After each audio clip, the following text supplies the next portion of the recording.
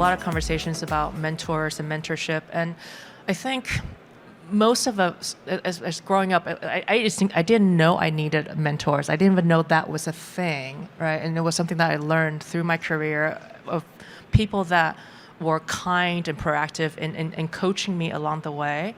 And I really want to encourage people to essentially build out your network of mentors and actively seek out mentors that can open doors and guide you. I really don't think people know that, or that's not internalized enough. That's one thing.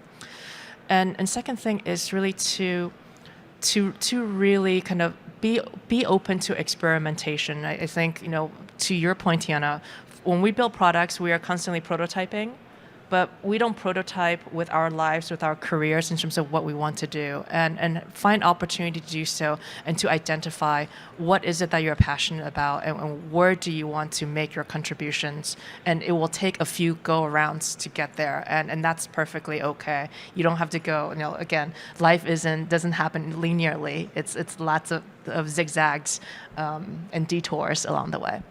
I'd go back to a couple of comments here. We have to rise up and rise together, right? We have to lift each other up.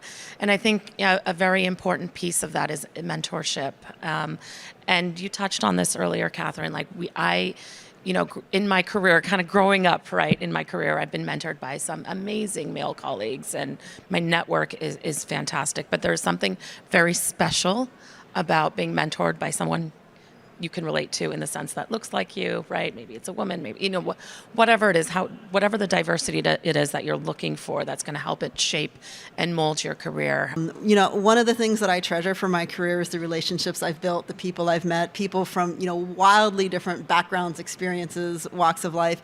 And, at a more local, personal level, I think the best thing that we can do is, help support each other, take care of the people we're working with. Doesn't matter who you are, doesn't matter where you came from, but look out for each other. The first thing that comes to my mind was tough love. I feel like my mentors have done that for me, and I feel like I do that forward.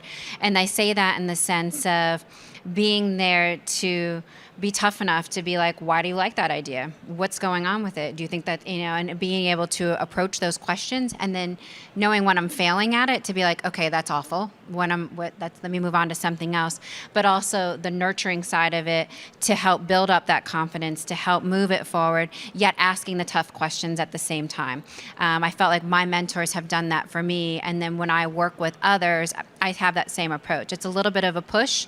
Let me pull you back a little bit further, and then we'll go back. Because that's part of developing a product, is you fail, and then you try again, and then you fail again. Everybody has that in every single work scenario or conversation. You're like, all right, I didn't address it this way. Let me try it that way.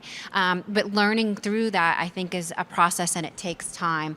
And I think that, whether you're building a product or working with a new group or any sort of challenges, that you're constantly working through those phases. So for me, it's a bit of tough love and trying to work that forward.